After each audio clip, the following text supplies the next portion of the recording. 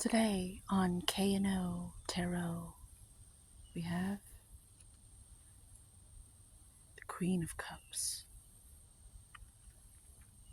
Right now, I'm drawn to the seriousness on her face. She's so intensely concentrated on her internal state. That is why she's the Queen of Cups. If you notice, she's almost in such strong meditation as to create her reality. To me, her feet are on the rocks and stones. If you look at her chair, it looks like these beings, they're either protecting her or training her by fucking with her. Kind of like in the Buddhist paintings and tapestries, these little gremlins and demons. They're always, the Buddhists are aware of these things. That's the vibes I'm getting. There's one at the bottom of her chair that she's sitting on top of. And then there's one at her right and her left behind her, perhaps guiding her. Or kind of like angels. See, people think angels are nice. And they're almost like they can taunt you at times just so you'll get your training correctly. And you'll grow, your soul will make progress, and you'll blossom like a lotus flower. You're going to get your training, okay? Well, so her feet, she's grounded. Yeah, she's the water element. Emotion, Queen of... If you don't know, most people do who watch tarot, but the Queen of Cups has mastered emotions. And if you see her cup, it looks like it's contained. There's no way to get into it. There's no way to get into that cup. Only she knows how. She's a master at her energy state. And she has to be, because she knows that she's affecting the realm with her emotions. And this is something that we have got to master ourselves if we expect to get anywhere. If not, we'll be stuck in a loop. Some call it the wheel of samsara, some call it whatever, loops, hamster wheels. And you may feel like you're a tire in the mud. To get traction, ground. You have to ground yourself. She's barely dipping her toes in the water of emotions. It's kind of sad, though. It's giving me sad vibes today, because are you really alive if you aren't getting a little dirty, a little wet? I didn't mean that to be sexual, but I do have a dirty mind. Everyone does. And I've cleansed mine in that way for 12 years. So, I didn't mean for that to even come out. I'm not even going there. I'm sorry. Okay, so for you and me, for us, because this reading is about all of us right now, in the now, because I'm channeling it. You know what I mean? And if you don't, I'll teach you soon.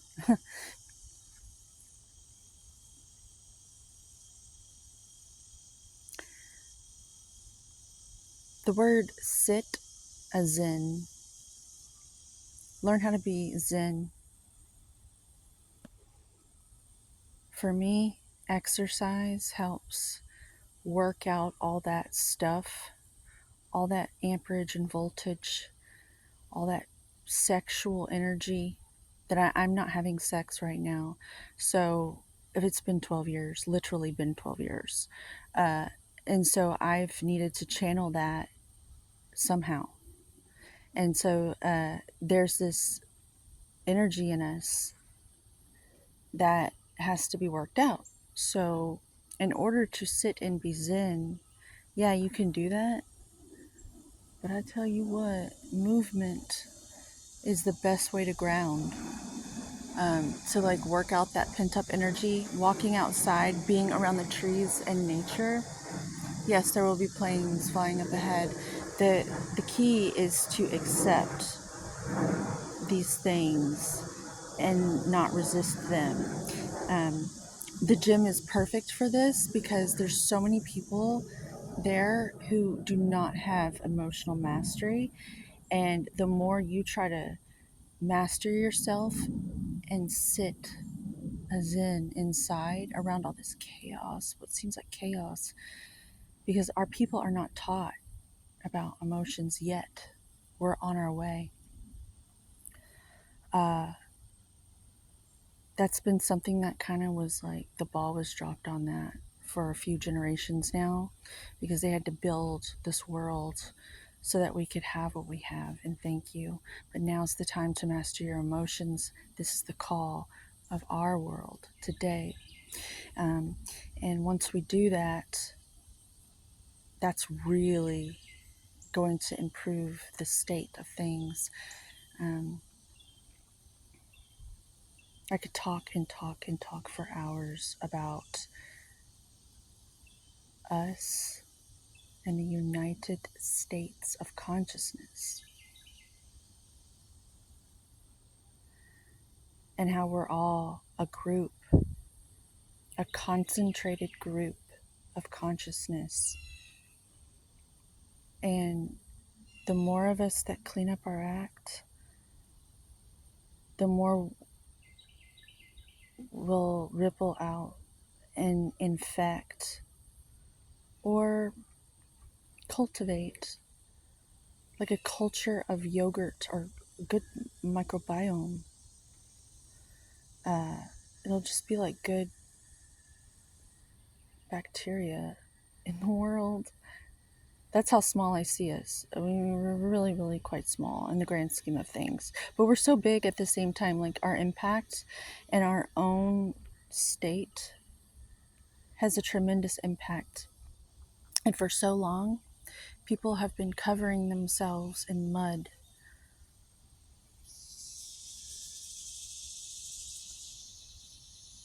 There's this old story of this golden Buddha statue. Some of you may know it. They covered it in mud so it wouldn't be taken, so that they would think it was nothing and worthless. And so many people I've seen, they do that. They cover themselves in mud with drug addictions, porn addictions, alcohol. They just try to pack on all this stuff so that they'll go to sleep and they won't feel, because it takes a true soldier to be like a Zen monk. Like that's the greatest training known to mankind. And the ones who don't have mountains and temples and monasteries to go to, you're the real ones. You're here with your boots on the ground. Like you're a spiritual first responder. I know I am. So ground yourself by exercising. And I'm not going to lie, it's going to be intense as fuck. Okay?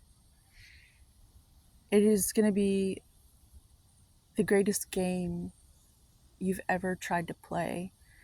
But that's what gives you game. And if you master this game, that's the game to master. So your internal state, and you have the best training ever, because you have your own guidance system.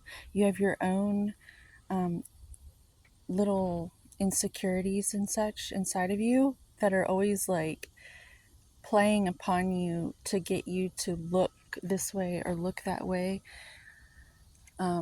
hurting you and shepherding you to course correct. It's all inside. That's why if I get frustrated at the gym, I'm trying to focus on my internal state. And if you pull me out of that, I get mad at you when really I should be mad at I get frustrated with myself. It's like a Jedi training or something. I take it very seriously. But so I hope this helped you today learn more about emotions, and it's helping me talk about it. I also see her chalice, her cup. It almost looks like a spacecraft, um, or like the Ark of the Covenant or something. It doesn't even look like a cup. It looks like some sort of key to the angelic realm or something, to the aethers.